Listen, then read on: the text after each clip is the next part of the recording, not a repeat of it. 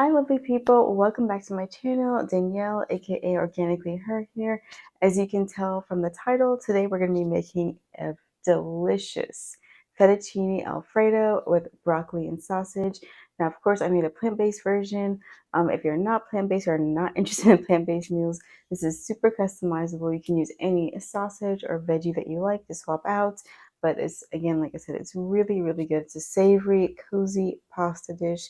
Who doesn't love that? It's great for any time of the week or weekends. It's easy to whip up and it's a crowd pleaser. So if any of that sounds good to you, please stick around and we'll jump right into the recipe.